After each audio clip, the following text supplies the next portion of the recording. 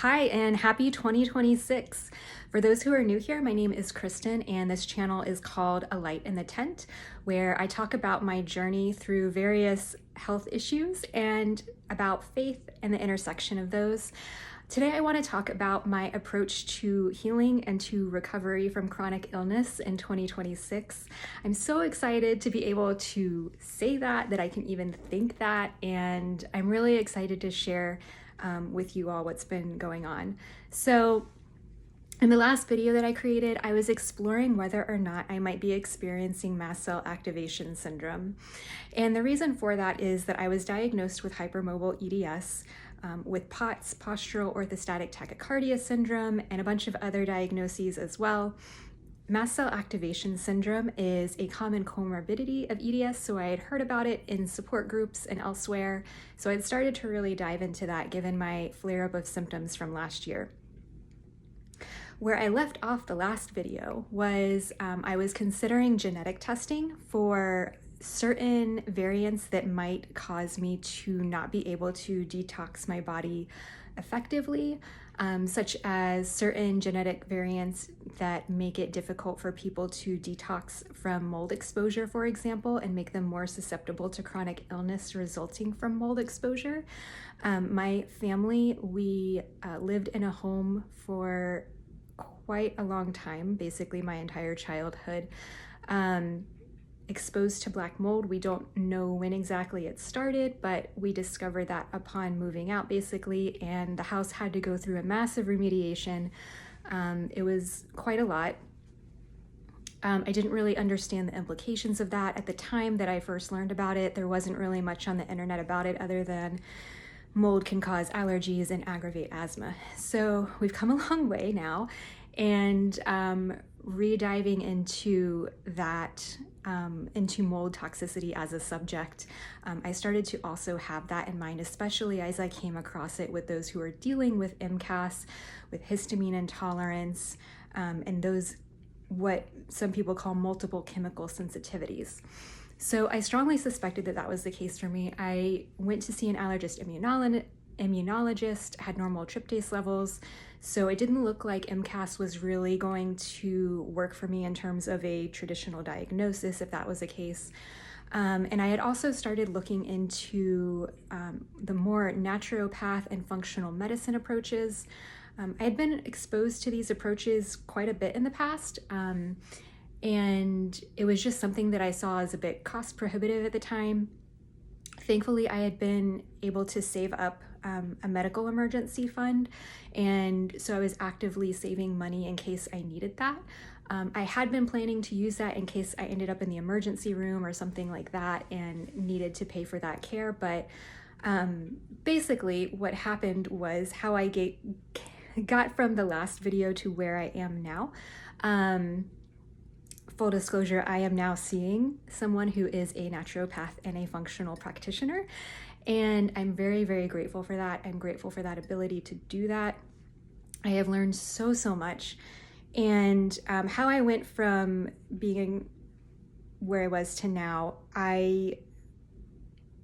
if you watched my previous video, you may have learned about how I was attempting to detox. I was starting to take certain supplements to support liver detox. I was taking a zeolite binder called Toxiprevent, and had also been I had started a low histamine diet and was also taking quercetin. And so all of those seemed to be helping, or at least from what I could tell.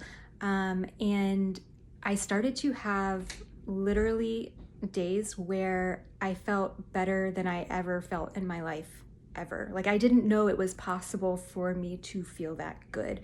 My energy was great. My thinking was clear. I felt like I didn't have any kind of anxiety going into situations. I was having good memory recall. I felt like I was able to articulate myself so much more clearly and like effortlessly. I didn't have to struggle to remember things. I wasn't stumbling through my words.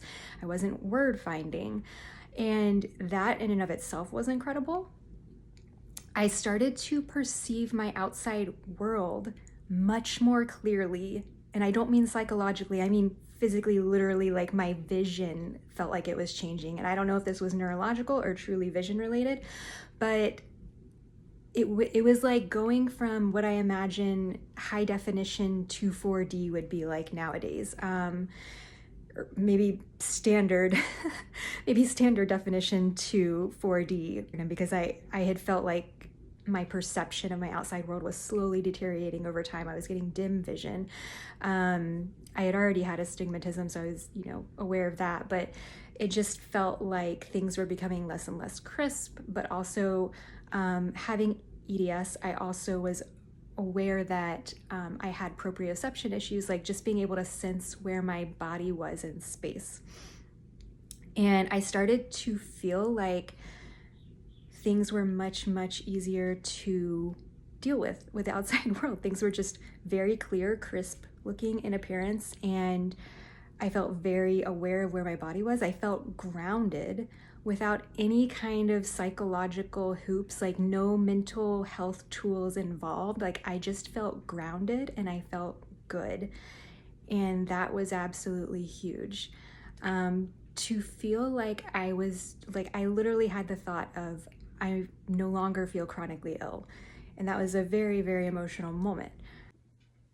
Something that I also wanted to highlight here, and I had my little notes for reference, was that in addition to the physical improvements that I was experiencing when I started this detox process, I was also noticing significant improvements in my cardiac markers on my smartwatch. And so to give you an idea, my resting and my walking heart rate decreased.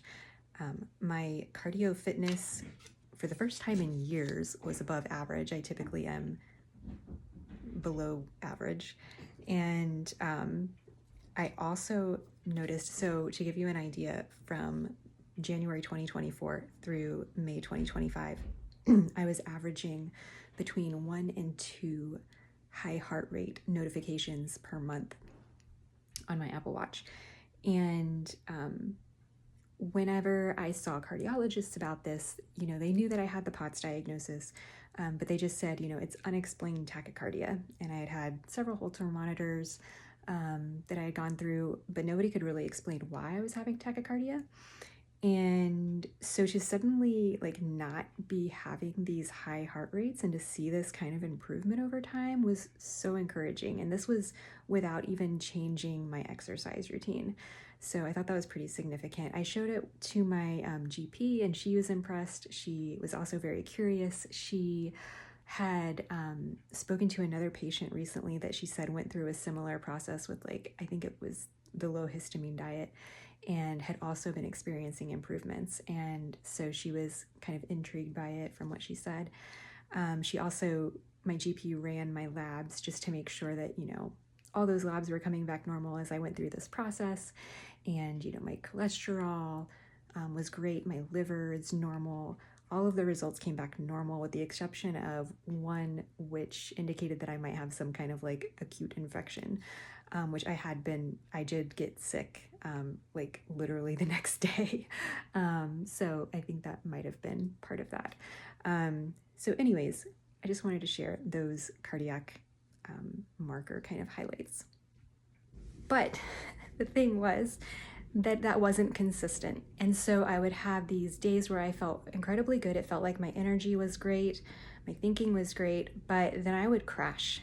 And I was having these crazy mood swings, which I had experienced in the past, but it was just getting really repetitive and consistent. And I didn't know if it was because of a Herx reaction, if my body was actually detoxing and that was just part of the process, or if I was doing something wrong in my approach. And so I decided that I needed extra help. I decided to reach out to my neurologist, the one who specializes in EDS, and I asked if she knew whether the hospital system that I was going to was well versed in the genetics related to detoxing. And she wasn't sure, but she provided me with a referral to the clinical counseling department there, which was very kind. In the meantime, I decided to do some internet research, see what I could find there. And that's when I came across these genetic reports. And this is not an endorsement. This is just, I'm sharing my experience. I think there are a lot of genetic reports out there available now, the direct-to-consumer type reports. But the one that I stumbled across was specifically related to histamine. And so that's what really caught my eye, because I was already suspecting a kind of histamine overload situation for myself. I was really interested to see what my genetics might say about my ability to detox histamine. So the report that I used is called Strategene. It's offered by a company called Seeking Health. And Seeking Health is owned by a gentleman named Ben Lynch, and he is a naturopath. And I just love his background because he studied biochemistry for his undergrad and then went on to pursue naturopathic medicine following that. And so in his approach, he takes into consideration the genetics, the body's biochemistry, and also how different supplements can help support the body and how it naturally is meant to function. That for me really aligns with my values. He also is very knowledgeable about environmental toxins like mold, VOCs, and other like heavy metals, like that kind of thing. And so I found that for me, as I reflected over my lifestyle and my diet, as I reflected on being 11 years gluten-free, for example, something that I didn't know is that a lot of gluten-free products, especially gluten-free flours, are very high in heavy metals. Those who watched my previous video know that I really like chocolate, and I was really eating a lot of chocolate powder, like cocoa powder, unsweetened cocoa powder. I really like dark chocolate, and chocolate products are also known to be very high in heavy metals. So all that to say, like, I was very intrigued by his approach, and I had, done a lot of research, listened to him and the way he broke things down over like YouTube videos and in his blog, and just kind of educating myself in the way that he approached it. And to me, it made sense. So I decided to buy the histamine report, found that I actually bought there's two reports from Seeking Health. One's a Strategene report.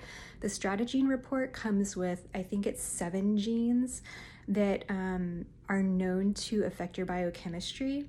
And I was very skeptical. So for me, I looked into it and then I cross-referenced it with the research that's currently available in the medical literature to make sure that it added up. So if you're like me, I recommend that you do your own research too. I always recommend you do your own research. So please don't take what I'm saying at face value. But anyway, so I did the Strategene report and the histamine report. The histamine report came back showing that I did have some variants suggesting that I might have a slower processing of getting histamine out of my system. And so I was like, okay, well, this makes a lot of sense. But I also like the Strategene report. It's very in depth, which I really appreciate. I also kind of wanted like direction in terms of what to focus on first. I knew that I really wanted to go after gut health. That was part of the issue I was running into as I tried to detox myself personally. Binders can be constipating for some, and I already was dealing with constipation. I was hoping that the supplements that I had already started would kind of help alleviate that, but that didn't seem to be the case for me. I tried everything. I eat a lot of fiber because we have family history where the recommendation is to eat a lot of fiber, so that wasn't the issue. I was overhydrating, essentially. There were just a lot of things. So I was looking at my salt intake, I was looking at my fiber intake, I was looking at everything I knew to look at to relieve constipation. It wasn't doing it. So that was also a signal to me that I needed extra help, because if I didn't get my gut in a good place, then to me it didn't make sense that the other detox pieces would fall into place. So bridging the gap here, the histamine report that I bought, and I think this may or may not still be the case, came with a webinar educational type series about how practitioners can use Strategene to help their patients and how it kind of works into the approach for integrative medicine for any kind of practitioner, really. And I just, out of personal interest, decided to watch these. And for me, like, having dealt with chronic illness for so long and having gone through so many doctors in the allopathic medicine field who just didn't know what was going on, or maybe didn't, maybe they knew the science in their head and they just didn't share it. Like, to me, it's really helpful when practitioners share the science. Like, I am the type that I need to know how things work for me to build trust with you, right? So for me, watching these videos really helped build my trust and help me to understand for myself how I might be able to actually do this, right? And so I watched this series, I think it was like between 12 and 16 videos. They were really, really detailed and I couldn't rehearse them to you, but I understood the gist of it. And that built my trust in this approach. And so that's when I decided to reach out to one of the practitioners. They have on the Seeking Health website, there's a list of providers that you can, do your own research on. So I chose one of those practitioners and met with this person. And I am now I'm in a little over a month into the protocol that I was given. And by protocol, I don't mean that it's a one-size-fits-all protocol. It's not at all. Just the recommended approach that she suggested for me. And I do feel like it's helping, so I'm really encouraged by it. This, from what I've read, could be a between 6 months and 1 year process, so I'm not expecting it to be fast. And so I'm very excited about it. To kind of give you a quick overview of how the testing went down, this practitioner ordered for me an oat test, which is an organic acid test, a neurobiogenic amines, which is a neurotransmitter test, the Dutch test, which tests your hormones, and the mycotox test from Mosaic Labs, which is it used to be Great Plains Labs, and the GI map test, right? So that's a stool test. And what we found was definitely gut dysbiosis. I think it's the secretory IgE in my gut was extremely low. So the immune system and my understanding of my gut was shot. And I had a lot of bacteria that were not so great, that were high. And so that's something we're addressing. The Dutch test came back showing that I have not only high cortisol levels, but like the pattern that cortisol usually takes throughout the day is not typical for me, which makes a lot of sense given my mood swings. And then also the mycotox test came back with very high for ochratoxin. And the very interesting thing to me was that I didn't have other mold levels coming back high given my past exposure to mold and suspected re-exposure to mold in various locations. Something that my practitioner mentioned was that when you test for mold, sometimes you start to detox, and then when you retest, another type of mold will show up on the test results. And that's just kind of, I guess, like the way the body handles the detoxing of mold. So I kind of wonder, because I had already started detoxing, I had started the zeolite binder, if I actually had effectively detoxed much of the mold that I had accumulated over time. And now it's just maybe that last bit of ochratoxin. I started to look into like whether it might be more difficult for certain binders to bind with certain types of mycotoxins, and that does seem to be the case. So anyway, so we're also dealing with that. So I have some binders now. I have a lot of supplements. It's very expensive in terms of supplements right now, but it's less expensive than continuing to go the other route of allopathic care that was not helping. So that's what I'm keeping in mind. And I'm just gonna hope that something that I was really encouraged by that my practitioner said is that usually, you know, once the biochemical pathways are restored, you don't necessarily have to be on all these supplements long term, and just kind of your body falls back into its natural way of being able to handle things. So that's what I've been really encouraged by. Some really interesting things that came back on the Strategene report, apart from the histamine to me, that were mentioned, were that, you know, I have some variants where it's difficult for my body to convert dopamine into norepinephrine, which can lead to POTS and can also cause like the droopy eyelids that I have often. Makes for great photos. So that was really interesting to learn. I also apparently have trouble detoxing, is it non-organic or organic pesticides? Pesticides, basically. And so that makes a lot of sense to me, because I've been trying to eat healthy for a very long time, but I wasn't eating organic. Very costly. Just like whenever I heard about, you know, if you can afford to go organic or not go organic, then like you should prioritize the healthy food over going organic, which is what my approach has been. As well, I can't eat organic because that's really expensive, but I will eat healthy. But that meant I was eating a lot of strawberries, a lot of oatmeal, a lot of foods in general that were very high in pesticides, and my body was probably, you know, already overloaded with heavy metals and mycotoxins, and that was just, you know, like the last straw. Or at least one of those was the last straw, who knows.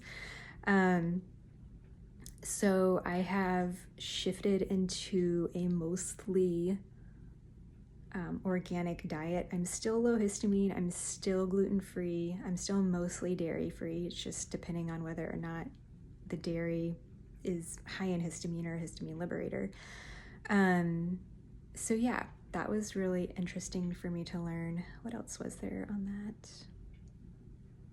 I think those were the major ones that I was just like really kind of flabbergasted by. I was particularly fascinated that the whole like dopamine to norepinephrine thing wasn't caught by allopathic care, but maybe that's just not a common thing for them to look for. I don't know.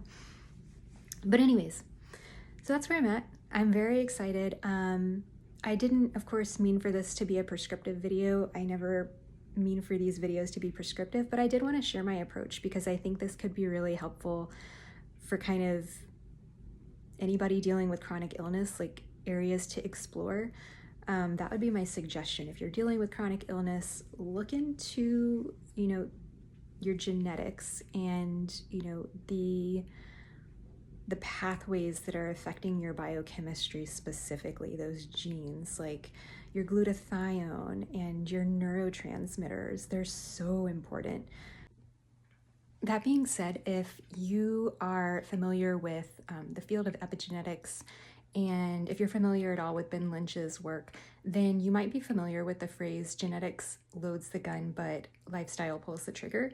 And Ben Lynch is really adamant about genetics is not your destiny. So epigenetic factors are so important. You might have certain genetic variants and not even know it if your epigenetic factors are not hindering your genes and their expression of their normal function.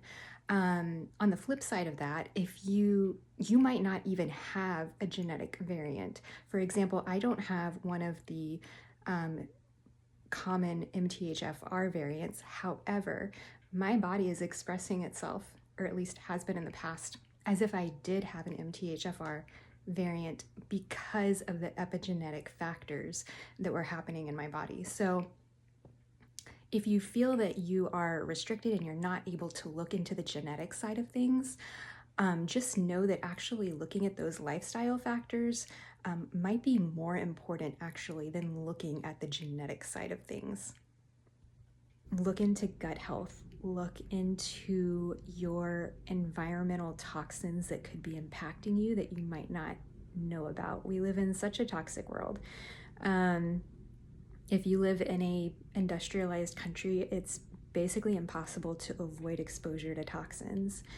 And so looking for ways to support your body and its nutrients and its nutrient absorption and its clearance of toxins, I've learned is so important. So I think that's all I wanted to share here for now. I'm hoping things continue to improve. I can say with these supplements that I've been prescribed, I'm not going to go into great detail about them because I don't want people to, self-prescribe. But I do highly suggest reaching out to your practitioners to see what might be helpful for your gut microbiome. But I have noticed that my quality of sleep, while it's not consistent yet, has been greatly improving. I seem to be having more deep sleep at night and waking up not tired, which is crazy to me. I don't feel as refreshed as I did in my younger years yet, but I feel like I am moving in that direction, which is really great. I also do feel like I'm having clearer thinking a lot more of the time. I do still feel mood swings, and I do still feel like my blood sugar gets really wacky. I think recently it's felt particularly wacky. I'm noticing, I think, that when the time changes is when I start to really experience blood sugar issues, because then my body's ready to eat an hour earlier than the new meal times. And so that really throws things for a loop. But I think that's part of the issue for me. But I'm still working on that part. I'm hoping that I'll have more metabolic flexibility in general by the end of this. We'll see. I have noticed also that I do not crave things anymore. That started happening about 3 weeks ago. And again, I'm probably about 5 weeks into this routine, and it took about a month to onboard all the, supplements. So that's just in that time of starting these supplements. I usually crave sweets, and like in transparency, the intake form to see this practitioner asks if you have cravings, and I didn't mark yes because I felt like my sweet tooth has just been normal. Like, I have family members that have a sweet tooth. Like, I felt like it was a normal thing. Like, I knew that I craved sweets to a certain degree, but I didn't think it was enough to constitute it being like a hardcore craving. But now that I don't crave sweets and I don't crave chocolate, I don't crave coffee. Like, I'm drinking coffee because I figure like it's more of a habit, but also like I feel like my bile flow still benefits maybe from the coffee. We'll see. But I don't like have to have them. I usually feel like after every meal I need like a little something sweet.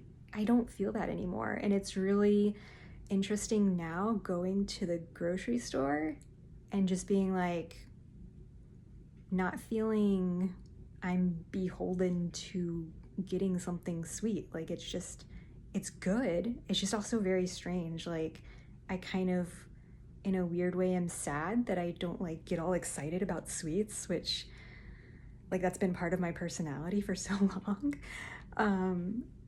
But I'm also like really grateful now to have that kind of like self-governance of like, I don't feel like it's absolutely necessary. Like, I'm not gonna die if I don't have chocolate, So that's been really nice. So I'm kind of, I guess, trying to transition out of drinking so much decaf and maybe more water, and just like being okay with just plain water, and like also just like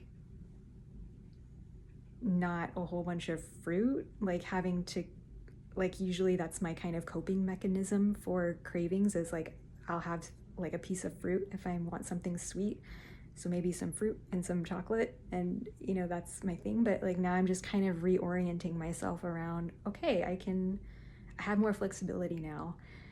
So that's been really nice. That's probably been one of the biggest things. But yeah, so anyways, I don't want to make this a super long video. I know the last one was, and this is still very much in process, so I'll keep you guys posted as I can.